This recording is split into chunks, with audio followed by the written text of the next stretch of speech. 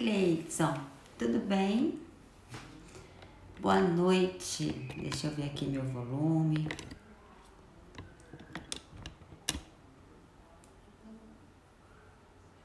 Oi, mãe. Tudo bem com vocês? Pessoal, semana passada eu marquei 2 lives que eu não consegui fazer. Peço perdão. Eu tava em curso e eu atrasei muito o curso foi até tarde. Quando eu cheguei em casa já tinha passado o horário da live e não consegui fazer, tá? Então aí uma outra vez, um pouco mais pra frente, eu retomo os assuntos que eu fiquei de conversar com vocês semana passada e eu não consegui, tá? Peço aí perdão por ter agendado e não ter honrado. Vou só dar um tempinho, tá? Aguardar aí às 21h03 para ver se mais alguém entra. Se não entrar, nós vamos começar. Hoje o tema da live é bem tranquilo, então eu não pretendo tomar muito tempo de vocês. Pretendo aí ficar o mais breve possível, porque é algo bem fácil mesmo. Não exige muita bioquímica, fisiologia, não é mais um bate-papo mesmo.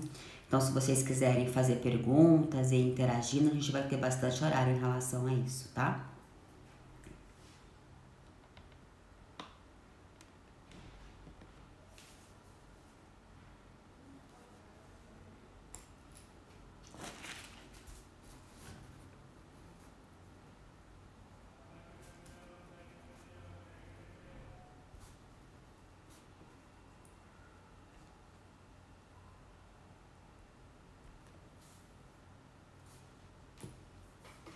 Bem, então vamos lá. Hoje nós vamos conversar sobre quando o paciente, né, se recusa a fazer exames, né? O que a gente pode fazer para tentar contornar aí essa situação. A primeira coisa que eu penso que vocês precisam de compreender é qual que é a importância desses exames dentro da estética. Porque vocês sendo profissionais da área da saúde e vocês entendendo qual que é a importância, fica mais fácil de você explicar isso para o paciente. E uma vez que você explica de uma maneira clara, o paciente ele compreende, tá? Então todo mundo, quando a gente tem uma boa orientação, quando responde os porquês, a pessoa tende a concordar, a aceitar e vir fazer. Então o que eu percebo que nós mais temos aí de obstáculo dentro dos exames laboratoriais na estética, é que o próprio profissional da área da saúde, ele não entende muito dos exames. Ele quer colocar os exames na sua rotina para ser aí um atrativo e para ser um diferencial. Portanto, como o paciente, o profissional às vezes não domina muito sobre os exames, ele acaba se perdendo. E quando o profissional ele tem uma dificuldade em compreender qual que é a importância dos exames laboratoriais dentro da estética, se o profissional não sabe isso para ele, fica difícil ele convencer, ele orientar o paciente do porquê que ele precisa disso. Então, antes de mais nada, é necessário que vocês entendam para vocês que os exames laboratoriais dentro da estética é importante. Uma vez que vocês entendem e sabem sobre isso, é compreensível, fica fácil de você explicar para o paciente. Então, o que a gente pode pensar aí, numa maneira geral, como exemplos de importância, né? Quando a gente tem uma ideia de como que está, que bonitinho, Flor, que bom que você já está com saudade. Logo, logo a gente vai se ver aí dentro do curso Você no Topo, Análise e Interpretação de Exames Laboratoriais. Aí você vai ficar comigo 1 ano direto, você vai até enjoar de mim, viu mesmo? Vai cansar de mim. Vem cá, onde nós estávamos, né? Sobre as importâncias dos exames laboratoriais. Então, uma das queixas não, aos meus olhos, o que eu acho mais importante em relação a isso é a gente evitar perder tempo, tá? E evitar fazer erros, cometer iatrogenias. Como nós somos muitos profissionais, né, diferentes classes profissionais que podem exercer estética, nós vivemos em um meio muito competitivo. E as pessoas que hoje elas cometem pequenos vacilos, elas são muito crucificadas perante a sociedade e perante o paciente mesmo, mais inclusive pelo próprio colegas de classe do que pelo próprio paciente, mas isso acontece. Então, quando a gente passa a colocar os exames laboratoriais dentro da nossa rotina, a gente não perde tempo em relação ao procedimento. Como assim? Se você sabe que tem que fazer algum ajuste para que o paciente tenha uma resposta mais favorável, você já começa no ajuste. Fica muito mais prático. E outra coisa é que se o paciente tem algo que possa fazer com que você cometa um erro, esse erro pode ser assim, erros mais sutis, erros mais esperados, por exemplo, um edema que esteja mais acentuado, uma cicatrização que esteja mais lenta. Então tudo isso faz parte dos ajustes que os exames laboratoriais eles podem nos ajudar, tá? E principalmente, que nós já conversamos em outras lives, é em relação à resistência à insulina. A resistência à insulina é algo que está cada vez mais comum e ela é muito silenciosa, ela passa desapercebido. Então os pacientes normalmente eles não percebem que eles estão numa etapa de se tornar pré-diabético, né, de se tornar diabético. E quando a gente pega um paciente com resistência à insulina, esse paciente ele já está com um nível alterado de glicose na corrente sanguínea. E isso faz com que a gente tenha mais inflamação, o paciente tende a responder mais às manchas, manchando mais, a cicatrização dele é mais lenta, né? Então vamos imaginar que a gente pegou um paciente que está aí no início de resistência à insulina e o paciente não sabe. Na sua ficha de anamnese, o paciente vai colocar que ele não é diabético, né? Até porque ele nem sabe que ele tem um aumento aí de glicose na corrente sanguínea. Quando você faz um procedimento desse paciente que você eleva ele a um processo inflamatório controlado, você deseja isso, mas se esse paciente ele está com um pouco mais de açúcar na corrente sanguínea, ele é um paciente inflamado. E a resposta desse paciente ao tratamento geralmente é manchando. Então essa mancha pode vir de diferente intensidade. Pode vir de melasma, ela pode ter pentinhas, sardas, pode manchar toda a pele num formato assim de deixá-la mais escura, mais queimada e que não seja somente aquele melasma pontual. Então tudo isso são agressões que a gente pode evitar uma vez que a gente tem o domínio dos exames laboratoriais, tá? Outra coisa também que nos pesa muito é a relação dos hormônios. Os hormônios, eles estão entrando em declínio cada vez mais cedo. Então nós estamos tendo uma geração que ainda faz o uso de anticoncepcional. Então essa mulherada aí que tem feito uso do chip ou de anticoncepcional via oral, tudo isso faz com que tenha alterações nos hormônios. E essas alterações, ela reflete diretamente nos nossos procedimentos estéticos. Então, quando você, profissional, compreender essas necessidades, essas ações, fica fácil você justificar e conversar com o seu paciente que você necessita disso, tá? E o paciente, ele vai compreender, aos meus olhos, é assim, o paciente ele tem que pensar na saúde dele, porque se o próprio paciente não pensar na saúde dele, não se importar com a saúde dele, quem mais vai se importar, certo? Então, quando você explica para o paciente que você pode fazer com que o resultado seja mais potente, né? Tenha uma resposta mais duradoura, seja mais assertivo e que você pode evitar erros que depois é mais difícil ser consertado, esse paciente tende sim a aceitar a fazer os exames laboratoriais, tá? Geralmente o que dificulta o paciente a não querer fazer exame são duas coisas. Primeiro, realmente, é a falta de orientação, principalmente porque a rotina, a introdução dos exames laboratoriais dentro de uma rotina clínica de estética ainda é algo muito novo.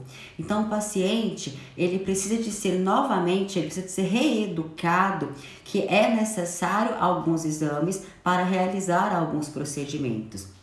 Então o paciente ele procura uma clínica de estética e ele quer geralmente o imediatismo. É dificilmente um paciente que ele está disposto a trabalhar no seu tempo. Como por exemplo, o paciente tem melasma, O melasma ele surge na fase adulta e nós já conversamos sobre o porquê que isso acontece somente na fase adulta.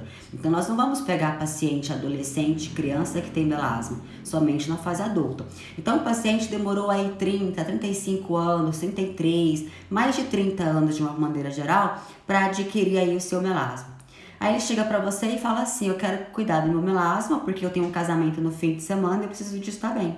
Então, de repente, ele olha no espelho e enxerga aquela mancha que ele já tinha ou começou a ficar mais forte naquele momento. E a partir do momento que aquele paciente se olha no espelho e fala assim, essa mancha eu não tinha, essa mancha está me incomodando, ele quer livrar dela em tempo recorde. E se a pessoa gastou aí 30 anos para formar um melasma, você não vai conseguir reverter esse melasma em tempo recorde. Há toda uma orientação, uma preparação para esse organismo para que você consiga ser bem sucedido nesse melasma. E quando eu falo ser bem sucedido, não é clarear o melasma em tempo rápido, porque hoje, através de alguns cosméticos e algumas condutas, nós até conseguimos clarear esse melasma, mas a questão é da durabilidade, é sustentabilidade nesse resultado, porque você pode sim clarear, com 2, 3 meses, essa mancha volta muito mais agressiva, ela volta muito mais forte. Isso por quê? Porque o organismo do paciente, ele não estava preparado para receber o tratamento e as condutas que foram realizadas. É um organismo que ele estava altamente inflamado, que estava com excesso de radicais livres, e quando a gente tem um organismo inflamado, a resposta nas pele, a resposta para o corpo é ele ter aí essas disfunções de pele. Enquanto você então dá essas orientações para o paciente do porquê que você precisa, ele colabora. E para isso vocês precisam de ter argumentos que sejam hábeis para que esse paciente se sinta convencido e esclarecido em relação a isso. Um outro fator que pesa muito para o paciente não querer fazer exame é o preço, é o valor dos exames. O paciente, não sei o nível de condições financeiras do paciente de vocês, mas os pacientes que eu atendo são pacientes de uma classe média e classe média baixa. Então, o paciente, às vezes, quando ele não tem uma orientação satisfatória, ele quer evitar fazer o exame por custo, porque o dinheiro que ele gastaria fazendo esse exame, ele poderia gastar pagando algum procedimento estético, né? Então, o paciente, geralmente, ele pensa aí no financeiro. Mas aí eu volto a falar. Quando você afeta a saúde dele e explica o quanto que isso é importante para ele, o paciente quer fazer, tá? Até porque, gente, nós temos aí as doenças cardiovasculares que elas têm acometido muitos pacientes. E os pacientes só descobrem que eles têm uma tendência a ter uma doença cardiovascular quando ele infarta. Ou ele infarta e vai a óbito e aí a família fica sabendo que ele teve um acidente vascular vascular ou cerebral, enfim, né, cardiocerebral, quando ele infarta.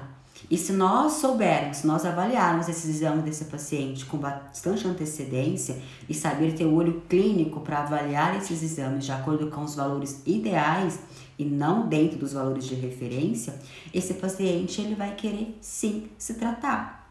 E tem muitos sinais que o corpo do paciente fala para nós. Eu costumo olhar e observar meu paciente desde o momento que ele começa a adentrar na minha sala. Então, eu vejo como que ele anda, como que ele senta, como que ele se comporta, a postura dele, o tipo de pele desse paciente, se ele tem gordurinha localizada ou não, se tem muito celulite. Da porta do meu consultório até a cadeira, eu já fiz um check-up geral do paciente, de forma que quando o paciente senta, eu já começo a pensar assim, nossa, esse paciente tem uma tendência, tem chance de ser resistente à insulina. Esse paciente está com perfil de que ele está com hipotireoidismo subclínico. Nossa, esse paciente está inflamado. Esse paciente certamente é diabético. E isso a gente vai conseguindo perceber e notar com o paciente quando a gente começa a colocar a rotina dos exames na nossa realidade, que a gente vai interpretando e vai olhando para o paciente e vai juntando os sinais e sintomas. Hoje eu percebo que os meus alunos, eles conversam comigo e às vezes eles me mandam foto ou me mostram foto de paciente querendo. Eu olho e já falo assim, nossa, esse paciente tem tal coisa, investiga isso, porque é certeza que ele está para esse caminho. Porque o olho clínico, ele já está muito mais afinado, e isso vai acontecer com vocês também. Então, quando você consegue mostrar para o seu paciente que aquilo lá que você está propondo é prevenção, é saúde, o paciente não vai se importar com o dinheiro e vai querer fazer, porque ele entende que aquilo é uma prioridade. E tudo na vida é questão de prioridade. Para ajudar o teu paciente que precisa aí de fazer exames e precisam de ser acessíveis, vocês podem pedir exames específicos de acordo com cada necessidade e com o objetivo que você tem para com o seu paciente, e pode também solicitar o seu paciente a fazer exames em laboratórios que têm uma bandeira menos famosa, né? Esses grandes laboratórios aí conhecidos pela sociedade, de acordo com cada cidade, né, principalmente aqui em São Paulo, esses grandes laboratórios, esses laboratórios renomados, eles têm muito preço, eles são muito caros, porque eles precisam de honrar a bandeira de elite deles. Portanto, você pode orientar o teu paciente a fazer esses exames em laboratórios que têm uma bandeira mais simples, uma bandeira que não é tão renomada. Aí eles vão conseguir pagar por esses exames um preço que é justo e vocês terão aí com certeza acesso aos valores desses exames, a esses resultados. E é isso que importa para o seu paciente, tá? Uma outra sugestão que eu tenho para vocês é dar exemplos para o seu paciente em relação à importância desses exames. Por exemplo, quando vocês começarem a colocar na rotina de vocês os exames laboratoriais, vocês vão começar a encontrar pacientes, muitos pacientes que têm aí resistência à insulina, que são diabéticos, às vezes pacientes que estão grávidos e nem sabia que estava, pacientes que têm aí uma tendência, uma dislipidemia muito acentuada, que têm aí uma tendência a ter uma doença cardiovascular, enfim, tem um tumor, enfim. Então, quando vocês vão acumulando esses exames, esses históricos, essa experiência que vocês têm dos exames laboratoriais, você pode complementar o seu argumento com o paciente assim, olha, observe esses exames aqui. Aí se você tiver foto de paciente, mostra, porque essa questão de foto é assim, eu não gosto, por hipótese alguma, e eu nunca faço, é mandar foto de antes e depois, fotos de pacientes por WhatsApp. Tipo assim, hoje as pessoas querem entrar no meu Instagram ou querem me mandar mensagem no WhatsApp do consultório e fala assim, me manda foto de antes e depois disso e disso. Não, eu não mando, porque aquela foto, uma vez que cai nas redes sociais, aquilo lá a gente não tem domínio. Mas o paciente, ele estando com você, dentro do seu consultório, você no seu computador, você pode sim mostrar foto para o seu paciente, de outros pacientes, e falar assim, olha para essa paciente, observa que ela tem o peso mais ou menos assim, a altura assim, a pele tá desse jeito. E aí é uma paciente que não tinha grandes sinais e sintomas de grande desconforto. E aí eu solicitei os exames laboratoriais e olha o que nós descobrimos. Essa paciente tinha uma tendência a ter X coisa ou Y coisa. Olha o melasma dela, a mancha. Enfim, vai dando exemplos para esse paciente do porquê que naquele caso que você está exemplificando, o exame laboratorial foi importante. E aí, conforme você vai tendo aí um portfólio de conhecimento e de exemplos para apresentar para esse paciente, vai apresentando. Não há necessidade de você ficar tempos e tempo dando tanto testemunho assim. Se você tiver exemplos de 1 ou 2 pacientes, mas que sejam exemplos relevantes, o teu paciente vai compreender realmente que aquilo é necessário. E outra coisa também, o próprio paciente, ele sabe que aquela disfunção estética que ele está tendo é algo que começou na idade adulta, provavelmente, e que potencializou, e que talvez até outros profissionais tentaram uma solução e não conseguiu. Então, se esse paciente ele já veio para você com um histórico de insucesso por causa de outros profissionais, fica mais fácil ainda você usar como argumento do porquê que você precisa de exames laboratoriais. Tá? Uma vez que outro profissional tentou uma conduta, e é importante que vocês tentam descobrir desse paciente, tentam filtrar qual foi a conduta que já foi realizada, porque aí você não corre o risco de fazer o mesmo procedimento e ter o mesmo resultado. Então converse muito com o paciente e verifica que tipo de procedimento já foi feito, quando foi feito, como que foi a conduta dele no pós-procedimento, se ele respeitou o prós, se ele cuidou direitinho, se ele usou os produtos que foi indicado, se esse paciente foi assistido pelo profissional. Então vai coletando essas informações para que você não faça a mesma coisa, tá? Quando você apresenta esses argumentos para o seu paciente, o paciente tende a ser menos resistente e ele quer sim fazer os exames laboratoriais, tá? Outra coisa que vocês podem falar para ele é em relação também à longevidade, né?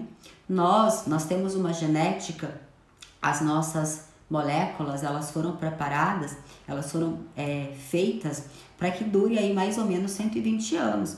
E hoje nós não temos pessoas, não é comum nós termos pessoas que vivem aí mais de 100 anos. Então, por que isso está acontecendo? Porque as pessoas estão se contaminando, se inflamando de tal forma que o metabolismo ele está tendo uma inflamação tão grande que isso está causando consequências para o homem, né? E essas consequências são a diminuição da longevidade.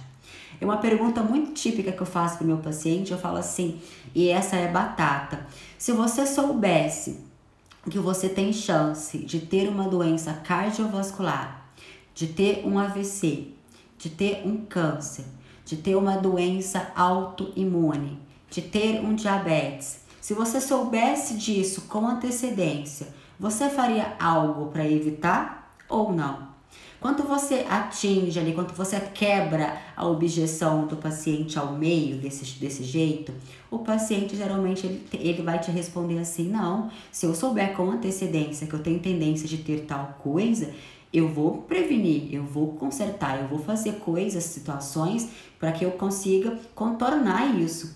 Então, são argumentos que você pode usar com o paciente e o paciente tende a não criar obstáculos para fazer os exames, tá? Mas, para que você tenha esses argumentos, você precisa de estar amparado de ciência, amparado de literatura, né?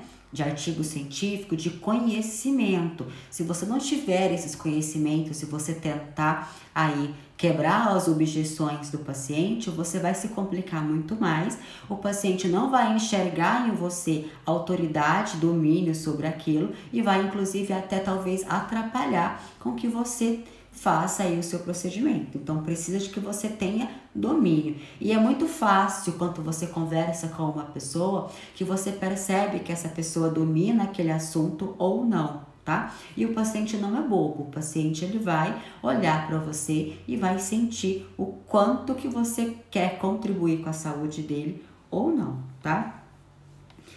Então, o que mais que eu coloquei aqui? Quais que são os efeitos colaterais de não solicitar os exames? Ao meu ver, é perder tempo no procedimento. Nada é mais triste do que você planejar um protocolo com o paciente, você acordar com ele um valor, o paciente pagar esse valor para você, você executar o tratamento e quando dá o tempo que você planejou para ter resultado, que você vai reavaliar esse paciente, que você olha para ele, que você mesmo assusta, se admira como não teve resultado, como não melhorou nada e muito pelo contrário, às vezes até potencializou para uma piora. E quando isso acontece é muito frustrante, tanto para nós profissionais quanto para o paciente. Para nós é muito mais chato, porque a gente não tem às vezes nem argumento para conversar com o paciente em relação a isso. Então os exames laboratoriais, eles planejados e eles executados antes que você realize esse tipo de procedimento, você já consegue suplementar esse paciente de uma forma a organizar a homeostase dele e, consequentemente, ele vai responder de uma forma satisfatória aos seus estímulos, ao seu procedimento. E isso vai amenizar as chances de você realizar um procedimento e esse procedimento não ter a resposta que você espera. Então, aos meus olhos, não pensando em iatrogenia, em consequências, em erro, né? Em erros que lesione o paciente, o fato de você não conseguir oferecer o resultado que você vendeu, que você propôs, isso é algo assim que realmente é um efeito colateral que eu acho muito desagradável. Então, os exames conseguem te ajudar em relação a isso, tá? E se nós formos olhar os pacientes, todos os pacientes, de acordo com os valores ideais, vocês vão verificar que praticamente todo mundo precisa de ajustes. Hoje está todo mundo doente, está todo mundo com início de alguma coisa. Então, os exames laboratoriais, quanto bem interpretados, a gente tem sim muita coisa a fazer por aquele paciente. Então, às vezes você acha que o paciente você quer fazer somente um botox ou somente um microagulhamento, enfim, um pequeno ajuste. Quando você solicita esses exames, você percebe que você, como profissional da área da saúde, você pode ajudá-lo muito mais. E é muito gratificante quando a gente tem esse poder de ajuda desse paciente muito mais, né? Fora também que esse paciente, ele se sente grato por tudo que você fez por ele, por ter ajudado ele a repor a sua autoestima, a sua disposição. E quando esse paciente ele se sente grato, ele te indica para outras pessoas, ele tende a ter uma fidelidade contigo, então ele vai sempre procurar você como profissional de escolha para fazer os procedimentos estéticos dele, e ele vai parar de procurar preço, porque ele entende que ele precisa de você para ter qualidade, e isso é interessante. E eu já disse aqui inúmeras vezes que nós somos muitos profissionais da área da saúde, nós somos muitos. Se nós formos olhar apenas para os profissionais estetas, as classes que podem exercer estética são muitas classes, e dessas classes, nem pensando somente, não vamos nem filtrar tanto, não vamos nem pensar somente nos estetas, vamos pegar os profissionais da área da saúde de uma maneira geral. Poucos são os profissionais da área da saúde que sabem que existem os valores ideais e os valores de referência. A grande maioria apenas olha o resultado do paciente, se está dentro ou não do valor de referência. E isso não é o correto. Quando nós avaliamos o paciente de acordo com os valores de referência, nós estamos procurando patologias. Patologias, às vezes, que não cabe a nós ajustarmos. Agora, quando a gente avalia o paciente de acordo com os valores ideais, nós estamos pensando em prevenção. E essa prevenção cabe a nós, porque é o momento que o organismo ele está carente de alguns nutrientes. E esses nutrientes nós somos capazes de solucionar, desde que a gente saiba quais são os nutrientes, qual é o momento de entrar com esses nutrientes e qual a concentração ideal para cada paciente. Tá? Isso sim é a gente fazer uma saúde integrativa e trabalhar com o nosso paciente como um todo, tá? Outra coisa que eu coloquei aqui é que a gente pode partir também para a emoção, né? Aliás, eu já até respondi essa pergunta um pouco mais acima, mas quando a gente trabalha com a emoção do paciente, é meio que um golpe baixo, mas funciona bastante, que é você refazer aquela pergunta. Se o paciente soubesse que ele tem tendência de ter alguma coisa, se ele cuidaria ou não, né? E outra coisa é o quanto que aquela disfunção está incomodando ele, o quanto de dinheiro que esse paciente já gastou em outros profissionais tentando reparar aquela disfunção e não foi possível.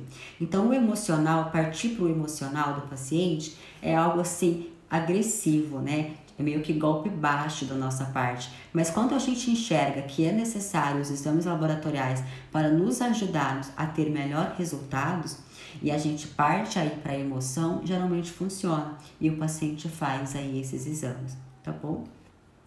Pessoal, era isso que eu queria conversar com vocês, né? Sobre quando o paciente não quer fazer exames, como que a gente pode argumentar. Era tudo isso o raciocínio que eu queria passar, a minha maneira de enxergar, né? Como que eu vejo, como que eu atuo com os meus pacientes.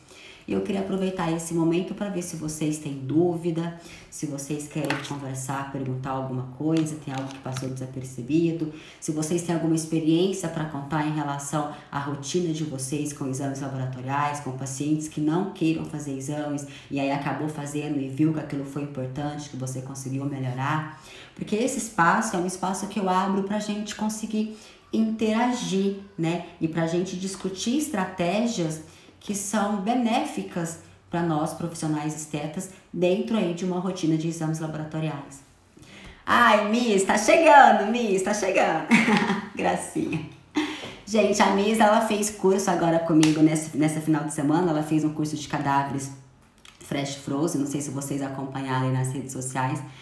E ela foi uma aluna onde que eu introduzi bastante sobre os exames laboratoriais também. Na minha aula de gerenciamento de pele, eu falo sobre a importância de avaliarmos o paciente e pensarmos nesse paciente de uma forma de saúde integrativa mesmo, né? De cuidar do paciente dentro para fora. E aí ela é uma pessoa que está muito interessada em fazer parte da nova turma dos exames laboratoriais e será muito bem-vinda, vai ser um prazer tê-la aí mais pertinho de mim. Pessoal, vocês têm alguma dúvida? Tem alguma experiência para compartilhar comigo, para a gente agregar valor, para a gente crescer juntos? Tudo bem? Vocês nunca conversam comigo? Compartilha comigo aí alguma experiência que vocês têm dentro da clínica de estética. Beijo, Miss!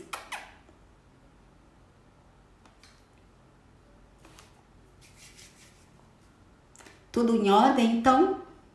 Então tá. Então eu vou terminar a live, né? Eu prometi que esse tema era um tema bem enxuto, que eu não ia ocupar muito o tempo de vocês, mas eu queria mesmo só apresentar para vocês argumentos, né, persuasivos que vocês podem ter para com o paciente de vocês, de forma que ele entenda e se sinta convencido sobre a importância dos exames laboratoriais, tá bom? Beijo do coração de todos vocês. Fiquem com Deus e até amanhã. Essa semana nós teremos live todos os dias também, se Deus quiser. Espero o curso para ver se eu não vou te encher de perguntas. Ah, vai ser um prazer, vai ser um prazer. Tá bom? Então, gente, essa semana tem live todos os dias às 9. Se Deus quiser, eu vou conseguir fazer todas as lives, se eu não tiver nenhum tipo de transtorno. E as 2 lives da semana passada que eu não consegui fazer, eu vou salvá-las, vou fazer qualquer dia desses e libero lá no YouTube para vocês acompanharem o tema, tá bom? Beijos, fiquem com Deus, até amanhã.